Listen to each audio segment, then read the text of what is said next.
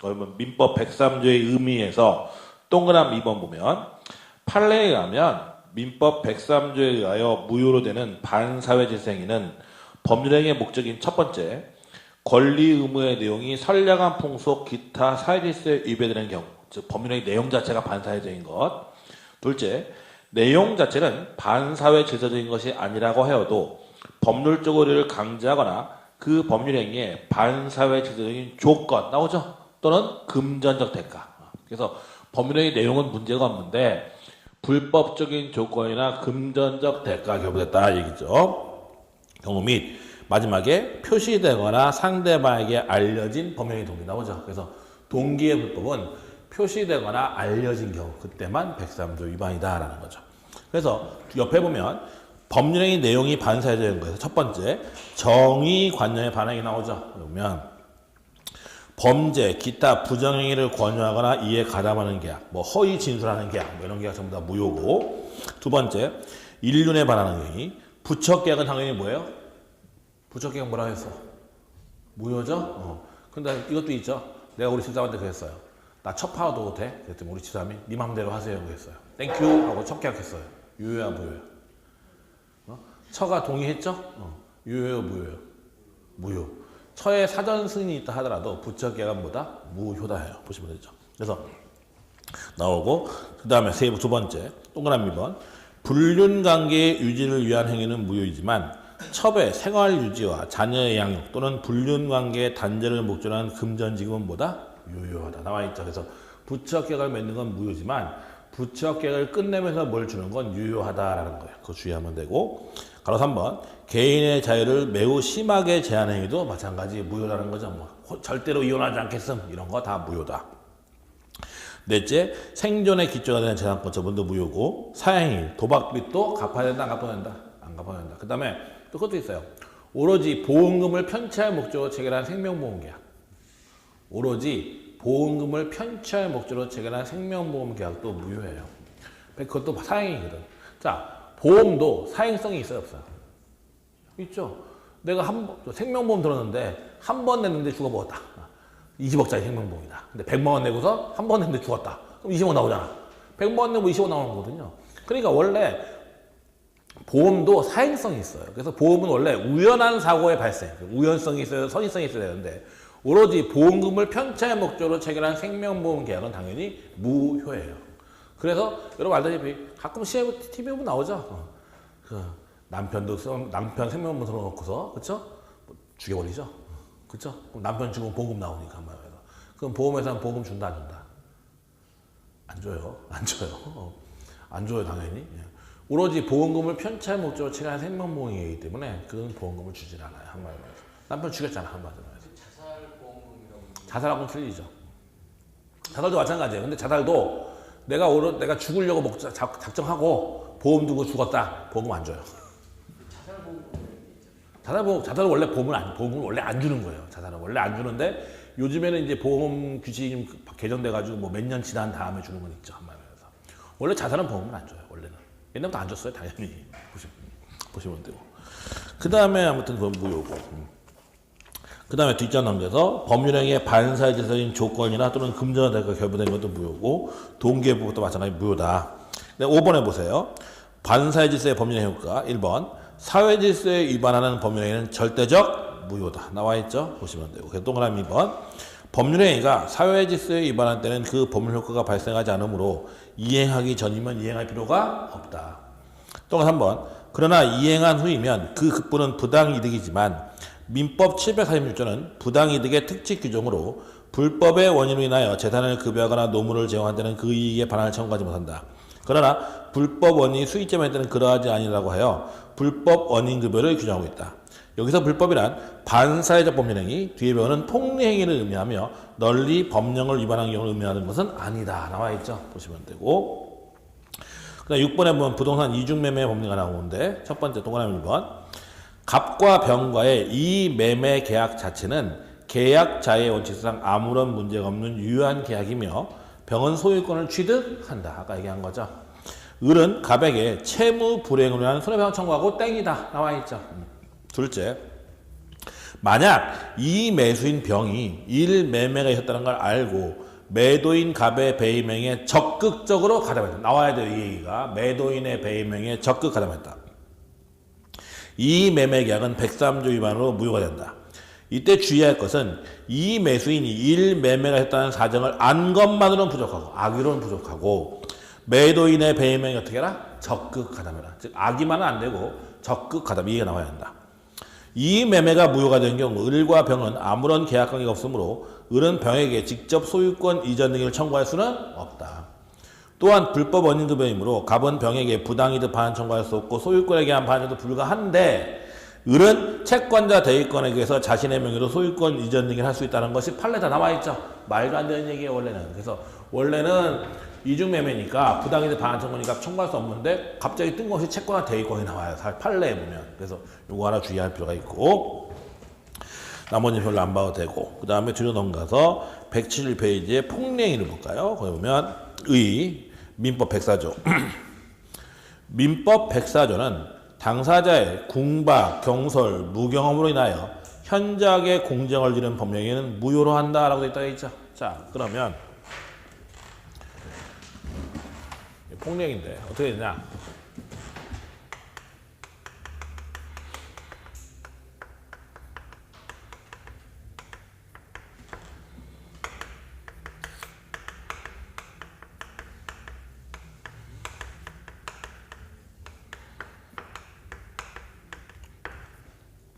우리 민법 104조에 보면 당사자의 궁박, 경솔, 무경험으로 인해서 현저히 불공정한 범죄는 뭐다? 무효다라고 되어 있다는 거예요. 자, 그러면 이때 궁박, 경솔, 무경험으로 되어 있는데 이때 궁박, 경솔, 무경험은 셋 다 있을 필요는 없어요. 셋 중에 하나만 있어도 돼요. 이때 궁박이란 뭔 뜻이냐면 경제적으로나 심리적으로나 아주 곤궁한 상태, 어려운 상태에 있는 거죠. 경제적으로 어렵고 심리적 어려운 상태, 이런 걸 궁박이라고 하고, 경솔은 말 그대로 뭐예요? 부주의하다는 얘기죠. 무경험 말 그대로 경험이 없다라는 거죠. 그런 걸 이용해서 현저히 불공정한 범죄는 무효다라는 거죠. 자, 그럼 어떤 예를 들자 보자고요. 생각을 해보자고요. 갑이라는 여자가 있네요. 여자가 있는데 얘는 갑자기 남편 A가 죽었어요. 근데 이 여자는 세상 물정 아무것도 몰라요. 사회 경험이 전혀 없어. 생활 경험이. 남편이 다 잃어가지고. 근데 다행히 남편 A가 죽었는데 시골에 땅 하나 남겼는데 땅이 한 20억 정도예요. 시가. 시골 땅이. 그럼 시골에 있는 땅이 한 20억 정도 하니까 먹고 사는 데 별로 걱정은 없겠죠. 한마디로 해서. 그래서 땅을 남겨놓고 죽었다는 거예요. 근데 얘는 저 땅이 20억인지 2억인지도 그냥 몰라. 그랬더니 을이라는 애가 이러한 얘가 좀 잘 모른다는 걸 알고 25억짜리 땅을 알고서 얘한테 가서 그러는 거죠. 너 남편을 주고 힘든데 그 땅 나한테 빨아라. 내가 비싸게 쳐줄게. 5천만 원에. 비싸게. 5천만 원에 매매 계약을 했다는 거예요. 한마디로 해서. 그러면 갑과 을 간에 20억짜리 땅을 5천 원 판계약을 한 거죠. 저 계약은 뭐냐면 뭐다? 무효다. 이 계약은 무효다예요. 근데 여기서 주의할 게 있는데 뭐가 중요할 거냐면 급부와 반대급부 사이에 현저한 불균형이 있다고 해서 무조건 불공정한 행위가 되는 것은 아니다는 거죠. 자, 우리가 생각해 보세요. 내가 20억짜리 땅을 20억에 팔 수도 있고 30억에 팔 수도 있고 그냥 거둬줄 수도 있어요, 없어요? 있지. 상관없는 거잖아. 내 맘이잖아, 그거야. 그러니까 20억짜리 땅을 5천만 원에 팔았다고 해서 무조건 불공정하게 되는 것은 아니라는 거예요. 우리 민법이 불공정한 범죄를 무효로 만든 이유는 뭐냐면 얘는 갑의 그러한 사정을 알아요, 몰라요? 알고 그걸 악용했죠. 그래서 그걸 우리는 폭리의사라고 하는데, 을은 갑의 그러한 사정을 알고서 그걸 악용을 한 거죠. 그걸 비난하는 의미에서 우리 법이 무효로 만드는 거예요, 사실은. 그래서 단순히 급부와 반대급부 사이에 현저한 불균형이 있다고 해서 불공정한 행위가 되는 건 아니고 반드시 이런 사정들을, 그래서 이게 나온 건데 피해자가 이러한 걸 입증을 해야 돼요. 그래서 가끔 시험에 나오는 문장 중에 뭐가 있냐면 급부와 반대급부 사이에 현저한 불균형이 있으면 불공정성은 추정된다라고 나와요. 추정된다. 추정된다는 건 입증할 필요가 없다는 얘기죠. 그 얘기는 틀리는 얘기예요. 추정되지 않고 반드시 피해자가 저걸 무효로 만들기 위해서는 피해자 측에서 저런 사정을 입증을 해야 돼요. 내가 궁박, 경솔, 무용했고요. 제가 그걸 알면서 그걸 악용했다는 걸 증명을 해야만 무효가 돼요. 한마디로 해서. 그러면 이게 무효가 되죠, 만약에. 무효가 되면 어떻게 하냐. 마찬가지. 무효니까 이행 전에 이행할 필요가 있어요, 없어요? 이행할 필요 없어. 이행 후에는 마찬가지로 부당 이득인데, 마찬가지 아까처럼 103조와 104조는 불법 원인급여가 적용돼서, 아까 읽어본 보정인데, 불법을 원인으로 재산이나 노무를 제공한 자는 그 이득에 반할 청구할 수 없다. 그러나 그 불법 원인이 수익자명일 때는 그러하지 아니하다. 그럼 불법 원인이 누구한테만 있어요? 을한테만 있는 거죠? 그렇지 않다요. 그래서 어떻게 하냐면, 이 경우에, 아까 이 경우에는 피해자는 반할 청구할 수 있고, 폭리자는 반할 청구할 수 없어요. 쉽게 생각하면 돼요. 103조 위반, 부척계 뭐였죠? 둘 다 뭐예요? 좋은 놈이야, 나쁜 놈이야? 둘 다 나쁜 놈이니까 둘 다 반할 청구할 수가 없다예요. 여기서는 얘는 나쁜 놈, 반할 청구할 수 없고, 불쌍한 놈, 피해자죠? 반할 청구할 수 있다예요. 그렇죠. 등기 넘어갔죠? 등기 넘어가도 누구 거야? 등기 넘어가도 무효잖아. 값은 돌려라고 할 수 있어요. 값 거예요, 값 거. 5천만 원 돌려라고 할 수 없어요. 5천 벌었어요, 이것도. 이렇게 된 거죠. 이게 104조예요. 그래서 당사, 이거 나오는 거 뻔해요. 당사자, 궁박, 경솔, 무경험을 위해서 현저히 불공정한 범위는 무효인데, 이때 나오는 게 똑같아요. 급부와 반대급부 사이 현저한 불균형이 있으면 불공정한 해가 되는 것은 아니에요. 무조건. 반드시 뭐가 있으면 폭리의사가 있어야 돼요. 폭리의사가. 폭리의사가 없으면 불공정한 해가 될 수가 없어요. 자, 거기서 보면 요건 보세요. 170페이지에 가로 1번의 객관 요건. 급부와 반대급부 사이에 뭐가 있어야 된다? 현저한 불균형이 있어야 된다. 나와있죠? 뒷장을 보면 172페이지 주관적 요건. 피해자의 궁박, 경솔 또는 무경험이 있어야 되는데, 첫 번째 줄. 궁박, 경솔, 무경험은 모두 구비되어야 하는 것은 아니고 어느 하나만 갖추어도 충분하다 나와있죠. 밑에 동그라미 2번. 폭리자의 악의 또는 편승사. 상대방이 피해자에게 위와 같은 사정이 있음을 단순히 인식한 것만은 부족하고 이를 알고서 이용하려는 의사, 즉 폭리의사가 있어야 돼. 나와있죠. 그 다음 밑에 3번 입증책임. 계약자의 원칙상 불균형한 법률행위가 언제나 성립할 수 있으므로 급부와 반대급부 사이에 현저한 불균형이 있다는 것만으로 궁박, 경솔, 무경험, 폭리의사는 추정되지 않는다. 따라서 불공정한 법률행위의 경우 입증 책임은 무효를 주장한 자, 즉 피해자가 입증해야 된다. 그래서 피해자 측에서 나는 궁박, 경솔, 무경험하고요. 쟤는 그거 악용했어요. 어떻게 해라? 입증해라. 그래야만 무효가 된다라는 얘기예요. 보시면 되고. 그래서 그런도 보면 되고. 그 다음에 뒤로 넘어가서 보자고요. 보시면 되고. 그 다음에 법률행위 해석 문제가 나오는데, 자.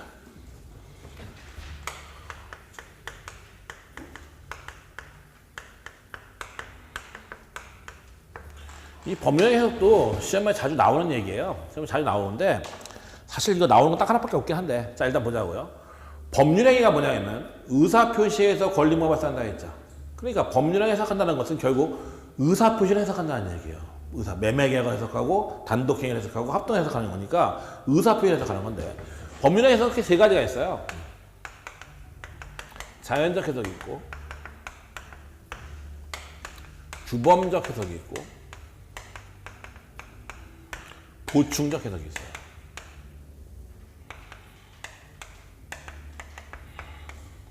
그래서 의사표시를 해석하는 방법에는 자연적 해석, 규범적 해석, 보충적 해석 세 가지가 있는데 다 필요 없고 얘만 알면 되는 거예요.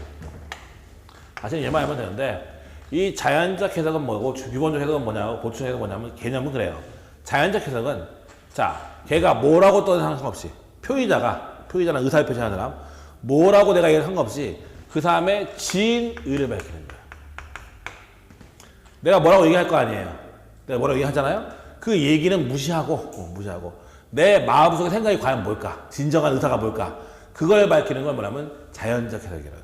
표의자의 표시행위에 상관없이 그 사람의 진실한 의사를 밝히는 거예요. 그걸 자연적 해석이라고 해요.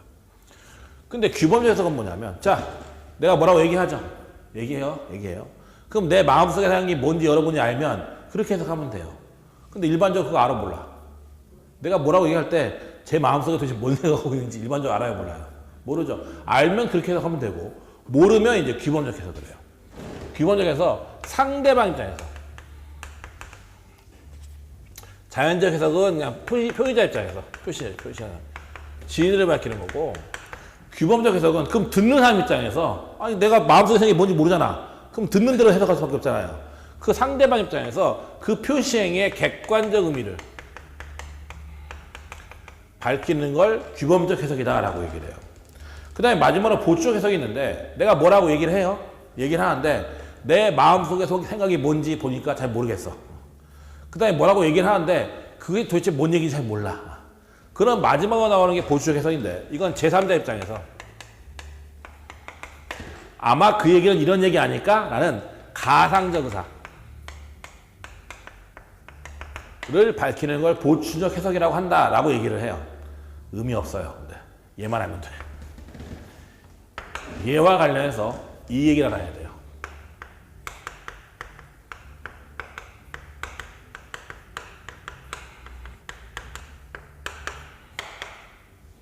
자연적 해석과 관련한 오표시 무효의 범위는 시험의 출제가 상당히 많이 되는 것 중에 하나예요. 그러면 자연적 해석과 관련된 오표시 무효의 원칙이 도대체 뭘까? 생각을 해보자고 지금부터. 갑은 X토지와 Y토지 두 필지의 땅이 있어요. 이게 X토지고요. 이게 Y토지고 두 필지의 땅이 있어요. 근데 그 땅을 이제 을한테 팔려고 해요. 갑과 을이 땅 보러 갔어요. 갑이 그래서 이게 X토지고요. 이게 Y토지인데요. 어떤 거 사실래요? 했다는 거죠. 그랬더니 얘가 X토지 요거 마음에 드네요. 우리 요걸로 합시다 했다는 거죠. 요걸로. 그랬더니 오케이 했다는 거죠. 그렇죠? 그리고 돌아가서 이제 계약서 쓰는데 둘 다 집어넣어 착각한 거야. 번지수를. 그래서 Y토지 계약서 쓴 거죠. 그리고 Y토지에 등기 넘겨버린 거야. 자, 그러면 이때 갑과 을의 계약의 목적물은 X토지예요, Y토지예요. 그렇죠? 당연한 얘기죠. 자, 자연적 해석이 뭐라고 했어요? 표시된 바와 상관없이 그 사람이 뭘 밝힌다? 지인의를 밝힌다. 표시는 뭐 했어? Y토지. 둘의 지인은 뭐예요? 그렇죠? 표시된 바와 상관없이 지인을 밝힌 거죠? 그게 자연적 해석이고 이걸 말하면 오표시 무효의 법칙이잖아요. 즉 오표시, 잘못된 표시는 원래는 X토지 표시했는데 Y토지 했잖아요. 잘못된 표시는 해가 없다. 따라서 갑과 을의 계약의 목적물은 Y토지가 아니라 뭐다? X토지가 계약의 목적물이다. 라는 게 오표시 무효의 법칙이고 이게 자연적 해석의 대표적인 예예요. 그럼 여기서 조금 더 가볼까요? 지금 현재 X토지는 누구 거예요? 갑 거, Y토지는? 읽어. 저번 시간에 내가 뭐라 했냐면 법률행위랑 물권 변동은 물권행위 플러스 뭐라 했어요? 등기. 그렇죠? 그러면 X토지에서 물권행위 있어요, 없어요? 있죠. 합의했잖아. 등기 있어, 없어? 없어. 그러니까 누구 거예요? 갑 거예요, 아직까지. Y토지는 등기 있죠. 물권행위 있어, 없어? 합의했어? 계약서 의미 없어요. 내면 아니에 계약서를 너무 그렇게 Y토지에 대한 매매 계약, 매매 합의했어, 안 했어? 합의한 적 있어, 없어? 없잖아. 물권행위가 없잖아. 등기만 있지. 따라서 누구 거? 갑 거야. 지금 현재는 X토지건 Y토지건 등기에 가 있어서 소용없어요. 근데 뭐라 등기를 믿지 말라겠죠. 그러니까 여기는 물권행위가 없으니까 갑 거고, Y 거 갑 거고, 여기는 등기가 없으니까 할 거예요. 물론 이 경우 을은 갑한테 X토지 다시 등기해달라고 요구할 수는 있어요. X토지 등기해달라고 요구할 수 있는데 Y토지는 아니에요. 그럼 지금 현재는 X토지건 Y토지건 다 갑 거예요. 그래서 조금 더 가면 넘어가요. 이렇게 지금 Y토지 계약서 썼죠. 등기 Y토지 가 있죠. 얘가 병원에 또 팔았죠. 등기 또 넘어가죠. 누가 소유자일까? Y토지에서 이렇게 보였어. 누가 소유자일까? Y토지의 소유자는 갑이에요. 병명의 등기 있어도 얘 소유자 아니에요. 얘 소유자 아니에요. 물권에 풀어서 등기라고 했잖아. 그쵸? 얘 권리자야, 무권리자야? 무권리자. 그 다음 싸움은? 무권리자. 그렇게 뭐 있어. 맨날 똑같아요. 1년 내내 그게 될 거야. 권리자부터 넘어가면 권리자, 무권리자 넘어가면 무권리자. 그래서 을명의 등기를 믿고서 병이 샀다 하더라도 병은 소유자가 아니에요. 누가 소유면 갑이 소유자예요. 갑이 병 보고 등기 말소하라고 하면 병은 등기 말소해야 돼요. 저거. 소유권 뺏겨요, 당연히죠. 내가 그래서 처음에 얘기했죠. 저번 주에도. 등기 있으면 소유자 아니라고, 우리나라에서.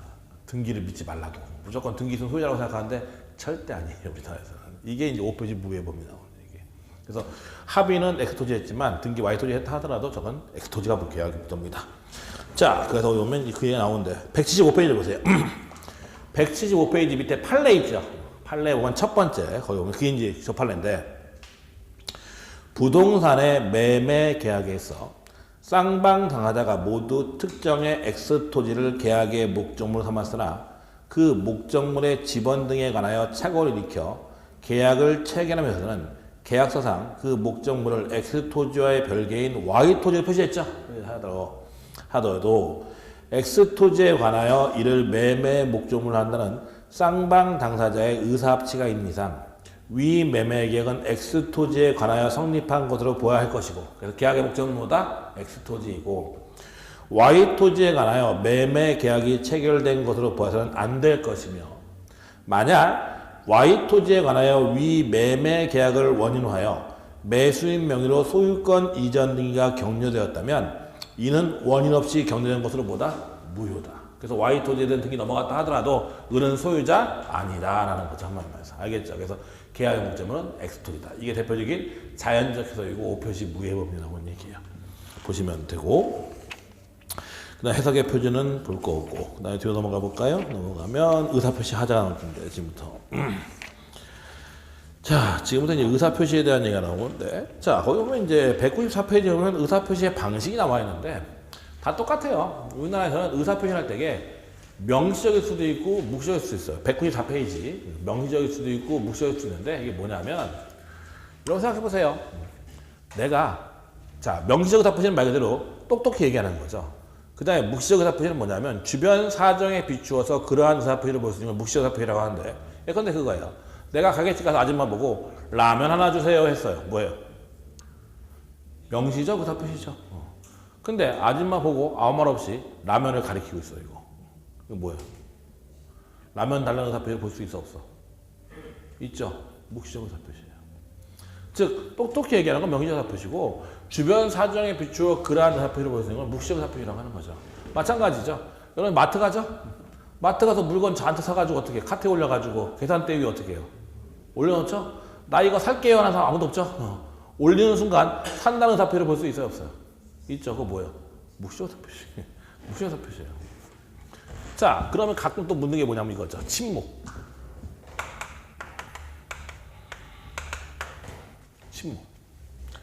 침묵은 의사표시가 아니에요. 자, 누가 나한테 그래요. 야, 내 차 300에 살래? 라고 해서 나한테 물어봤어요. 나 가만히 있어. 묵묵부답이야. 누구 있어? 산다는 거예요? 만다는 거예요? 내 차 300에 팔겠대요. 누가 나한테. 나 가만히 있어. 묵묵부답. 산다는 거야? 만다는 거야? 모르죠. 이거 산다는 건지 안 알 수 없죠. 침묵은 그래서 의사표시가 아니에요. 원래. 가만히 있는 침묵은 의사표시를 볼 수가 없어요. 근데 특별한 사정이 있으면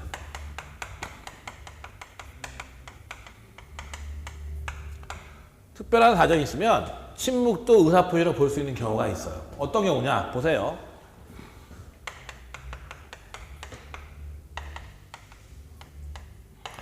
갑은 도매상인데 을한테 갑자기 아무 말 없이 물건을 보냈어요. 을한테. 물건을 보냈죠. 그랬더니 을이 아무 말 없이 결제해요. 또 물건 보냈어. 그랬더니 또 아무 말 없이 결제해. 또 물건 보냈어요. 아무 말 없어요. 침묵하고 있죠? 산다는 거야, 만다는 거야, 이건? 산다는 거지. 침묵은 원래 의사표시가 아닌데 저런 특별한 사정이 있으면 의사표시를 볼 수도 있다라는 거죠. 한마디로 말해서. 이게 있죠. 그래서 보면 이제 그런 얘기가 나와 있고 194페이지 그것만 보면 되죠. 맨 끝에 침묵은 의사표시가 아니다. 그러나 특별한 사정이 있다면 의사표시로 인정되는 경우도 있다. 나와 있죠. 그거 조 얘기예요. 자, 그 다음에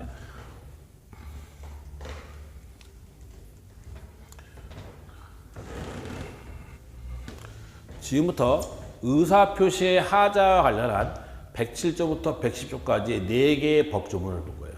4개의 법조문을 보는데 이건 일단 법조문을 잘 봐놔야 되는데 어떻게 되어 있냐면 이렇게 되어 있어요.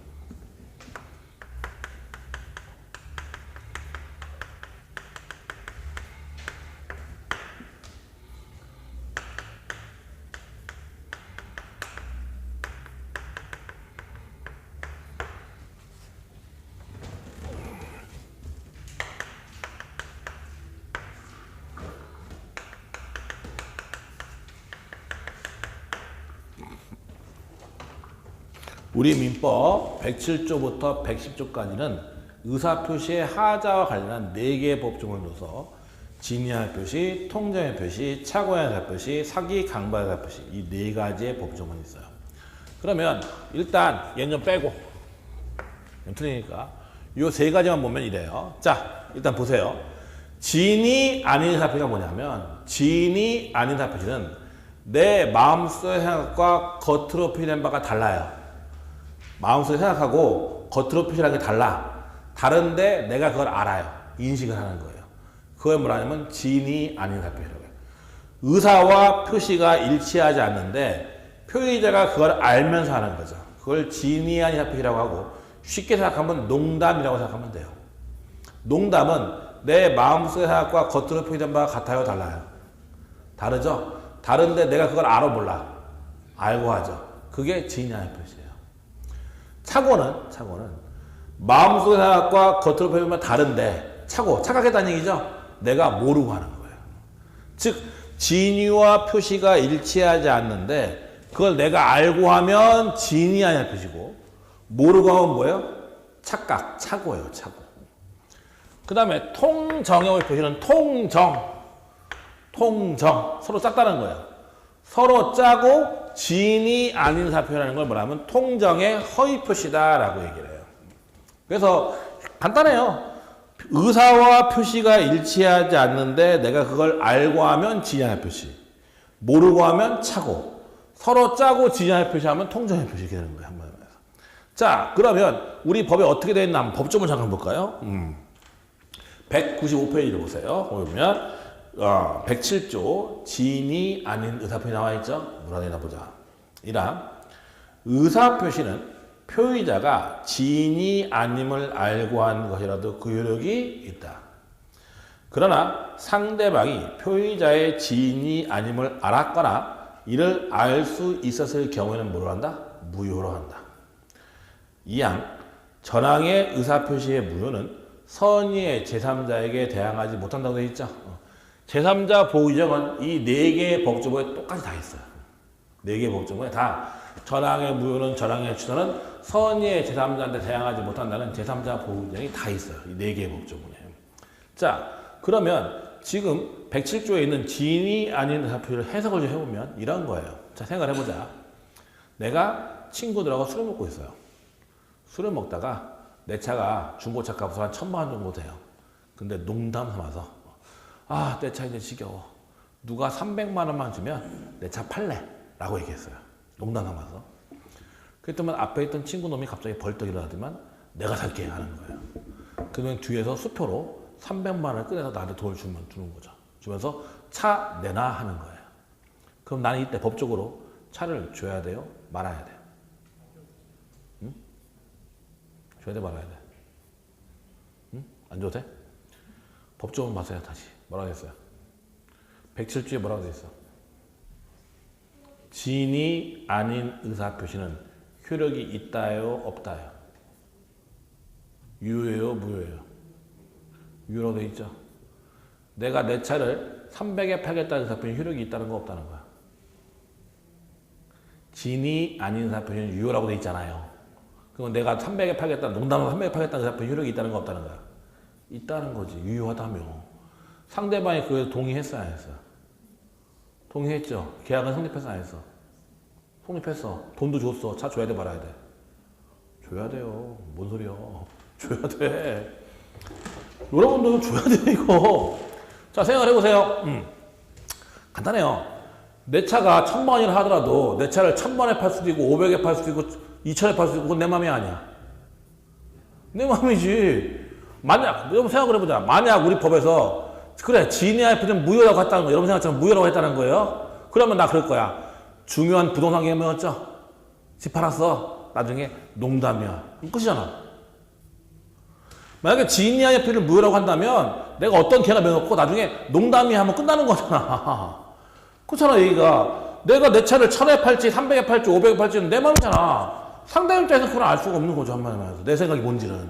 그러니까 우리 법은 상대방을 보호하기 위해서 일단 진이 아닌 의사표시라 하더라도 효력이 있다 없다?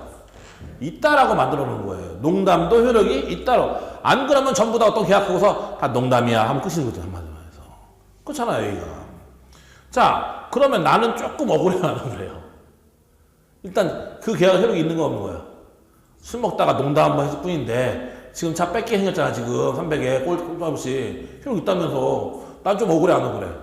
조금 억울하지. 그 다음 얘기 있잖아. 그래서 그러나 상대방이 그러한 사정을 뭐라 했어? 알거나 알 수 있었을 경우에는 뭐다? 무효라. 써있잖아 거기 법에. 다시 보세요. 이랑 의사표시는 표의자가 지인이 아님을 알고 한 것이라도 효력이 있다. 내가 농담했어도 그 효력이 있다. 그러나 상대방이 표의자의 지인이 아님을 알았거나 이를 알 수 있을 경우에는 뭐다? 무효다. 그러니까 내가 300에 팔겠다는 의사표시 효력이 있는 거 없는 거 일단 있는데 친구가 내 얘기가 농담인 걸 알았거나 주변 사정에 비추어 알 수 있다. 제가 며칠 전부터 헛소리가 나왔다. 며칠 전부터. 알 수 있었다면 뭐다?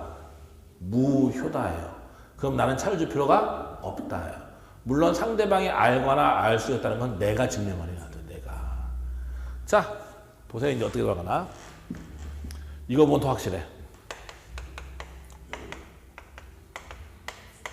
판례 보면 자, 갑은 A라는 회사의 직원이에요. 30년을 근무해요. 그럼 30년을 근무하면 퇴직금이 많이 나오겠죠? 지금은 안 그런데 옛날에 회사들이 어떤 말이냐면 3년 동안 근무하면 너무 퇴직금이 많이 나오니까 회사가 부담스럽단 말이에요. 그러니까 한 10년쯤 되면 갑보고 사표 쓰라 그래요. 사표 쓰라 그래요. 사표 쓰니까 이제 수리하죠. 그리고 그 다음날 재입사야. 바로. 사표 쓰고 수리하고 바로 재입사. 이렇게 하는 거예요. 한마디로 말해서. 그러니까 얘는 계속 일하고 있어, 안 하고 있어요? 일하고 있는데 사표 쓰고 수리했으니까 끝난 거야, 안 끝난 거야? 결국 일단은. 종료했으니까 퇴직금 주는 거지, 이제. 그쵸? 그 다음에 한 10년 정도 한 번 더 해, 이걸. 한 번 더 해. 그러니까 퇴직금 중간중간 정산하는 거죠, 한마디로 말해서. 그러면 회사는 퇴직금을 아낄 수 있어, 없어? 있죠. 원래는 마지막 퇴사할 때 곱하기 30년이니까 어마어마하게 많아지는데 이렇게 중간에 정산해줬으니까 회사는 퇴직금을 아낄 수가 있는 거였죠. 이런 식의 방법을 많이 썼어요. 회사들이. 자, 아무튼 갑은 그래서 30년이 지난 후에 퇴사를 한 거예요. 이제 한 다음에 회사를 상대로 30년치 퇴직금 다 주세요 라고 소송을 제기한 사건이었어요. 물론 중간에 정산한 거 있으니까 그건 빼고 뺀다 하더라도 이게 더 많으니까 3년이 퇴직금 다 달라고 소송을 제기한 사건이었다. 자, 그럼 갑의 주장을 살펴보자. 자, 갑은 지금 뭐라고 했어요? 자, 사표 쓸 생각 있어요, 없어요? 없죠? 없는 썼잖아. 뭐야? 사표 쓸 생각 없는데 썼잖아요. 진위와 표시가 일치하지 않잖아. 알아 몰라지도. 알아. 그럼 뭐야? 진위 아닌 의사표시. 유효요, 무효요? 유효하죠. 유효라고 써있잖아. 근데 상대방이 알거나 알 수 있으면 무효죠. 일단 얘가 사표 쓴 건 효력이 있는 거 없는 거 일단 있는데 얘가 그러한 사정을 알거나 알 수 있었으면 무효라고 돼 있는 거잖아요. 당연히 회사는 알거나 알 수 있었죠. 회사 그러라고 했으니까 따라서 얘는 사표 쓴 건 무효고 따라서 퇴사 효력은 발생하지 않았던 것이고 따라서 회사는 3년의 퇴직금을 다 줘야 한다라는 게 판례예요. 알겠어요? 뭔 얘기인지? 이 법조문 그대로 적용하는 거야. 진이 아닌 사표에 효력이 있다 없다? 효력이 있다. 유효하다예요. 쉽게 생각하면 돼요. 농담도 효력이 있다. 그러나 상대방이 알거나 알 수 있으면 무효다예요. 한마디로 해서. 알겠죠? 뭔 얘기? 그래서 사표 요거 효력이 있는 거 없는 거야? 효력 있는 거야. 있는데 회사가 알거나 알 수 있었으니까 무효가 되는 것이고 따라서 퇴사 효력은 발생하지 않은 것이고 따라서 이렇게 되는 거죠. 자, 아무튼 진야의 표시는 그런 거다라는 거죠. 보시면 되고. 그 다음에 뒤로 넘어가서 보면 저 판례가 나올 텐데 196페이지에 보면 판례, 첫 번째 판례. 근로자들이 일괄적으로 사직원을 제출할 때 근로계약관계를 종료시키자는 내심 의사가 없었고 사용자 또한 이러한 사정을 알고서 사직원을 수리하였다면 위 근로자들의 사직의 의사표시는 뭐다? 무효다. 나와 있죠. 보시면 되고. 두 번째 판례는 이건데, 자, 요 네 개 다 똑같아요. 다 똑같은데 이거는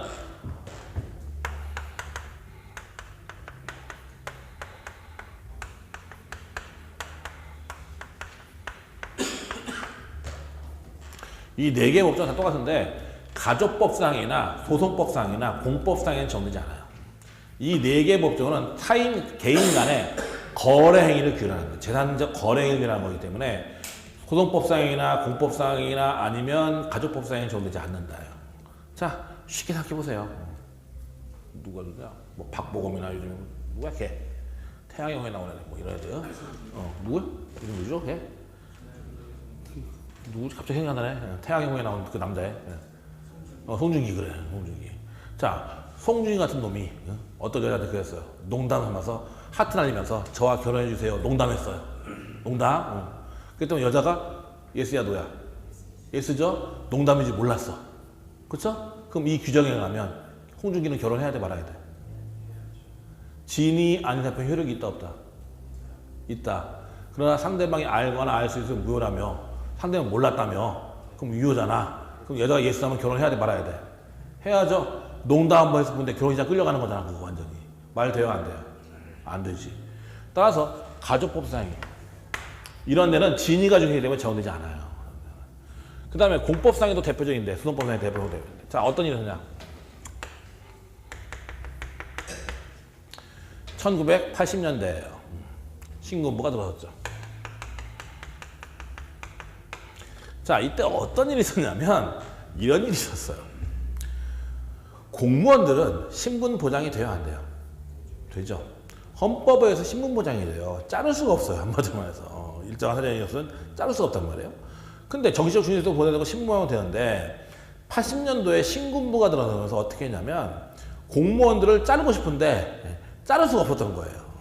그러니까 어떻게 했냐면 신군부에서 공무원들 보고 모자르니까 니들 일괄 사표 제출해 했던 거예요. 공무원들 보고 전부 다. 일괄 사표 제출하라고 해놓고서 그 마음에 안 드는 놈도 있죠. 선별 수리했어요. 그런 식으로 공무원들을 대량 해고했어요. 그 당시 80년대. 나중에 그 해직 공무원에 특별법을 만들어서 보호 부담받게 했는데 아무튼 그 당시에 그랬단 말이에요.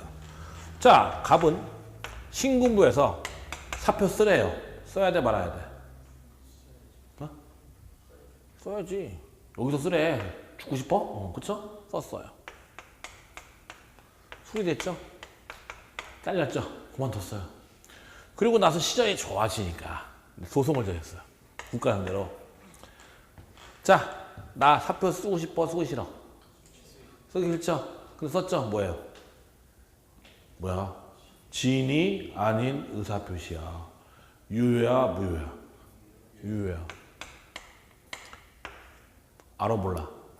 알지. 당연히 알지. 상대방이 알거나 알 수 있었어. 따라서 무효야. 무효죠. 나는 그냥 잘린 게 아니고 나는 공무원식 마이도 있어. 라고 주장한 거예요, 얘가. 말 돼요, 안 돼요? 말 되죠, 여기. 근데 우리 판례는 방금 얘기했지만 이거는 사인 간의 거래 행위에 적용되는 거다. 얘는 뭐예요? 공무원이잖아. 공법상이라고. 공법상에는 적용되지 않는 거야. 따라서 넌 잘린 거 맞다고. 이렇게 되는 거죠. 쟤는 사기업이고 얘는 공무원이고 한마디로 해서. 똑같은 학과라도 얘는 사기업이니까 구제받고 얘는 공무원이기 때문에 공법상에 적용되지 않거든요. 한마디로 해서. 196페이지 두 번째 판례가 그거예요. 196페이지에 두 번째 판례 보세요. 맨 밑에. 공무원이 사직의 의사표를 하여 의원 면직 처분하는 경우 그 사직의 의사표시는 그 법률관계의 특성에 비추어 외부적 객관적으로 표시된 바를 존중해야 할 것이므로 비록 사직원 제출자의 내심 의사가 사직할 뜻이 아니었다 하더라도 진위 아닌 의사표시에 관한 민법 제107조는 성질상 사직의 의사표시 같은 사인의 공법행위는 준용되지 아니하므로 그 의사가 외부에 표시된 이상 그 의사는 표시된 대로 효력이 발생한다. 나와 있죠. 그래서 얘는 공무원이기 때문에 107조가 적용되지 않는다라는 거예요. 한마디로 해서. 어차피 이 얘기 나왔으니까 그것도 하나 해줄게요. 시험에 제일 잘 나오는 게 이건데 사실은 195페이지 보세요. 195페이지 맨 밑에 보세요. 195페이지 맨 밑에 보면 판례에 의하면 하고 나와 있죠. 판례에 의하면 비진위 의사표시의 진위란 특정한 내용의 의사표현을 하고자 하는 표의자의 생각을 말하는 것이지 표의자가 진정으로 마음속에서 바라는 사항을 뜻하는 것은 아니라 할 것이므로 비록 재산을 강제로 뺏긴다는 것이 표의자의 본심으로 잠재되어 있다 하여도 표의자가 강박에 의해서나마 증여를 하기로 하고 그에 따른 증여의 의사표를 한 이상 증여의 내심의 효과가 결여된 것이 할 수는 없다고 되어 있죠. 요 판례가 사실은 시험에 잘 나오는 판례예요. 근데 나중에 학교려다가 어차피 이거 나왔으니까 학교할게요. 일단 요 판례는 아주 유명한 판례인데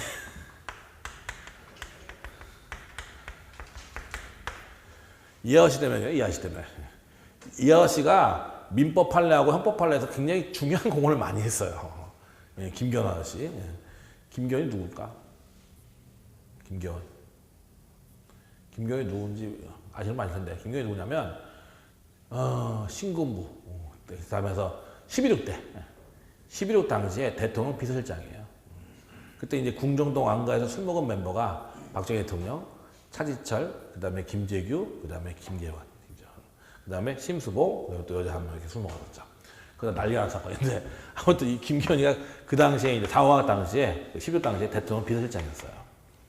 자, 근데 11.6이 나고 11.6 이후에 마찬가지 신군부가 들어서면서 어떤 일들을 또 했냐면 신군부가 그 당시에 얘기했어요. 정의사회 구현을 이루셨어요, 걔들이. 그래서 민주정의당이잖아, 당 이름도.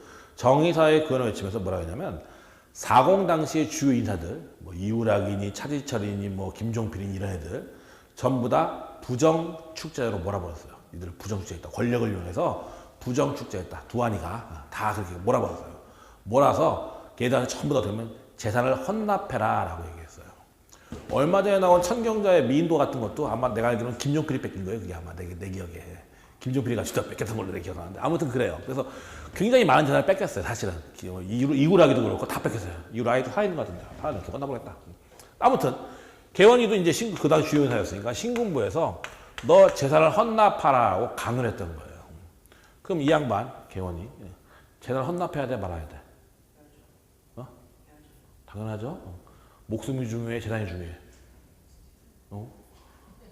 똥밭에 굴러도 이색이 낫잖아, 그렇죠?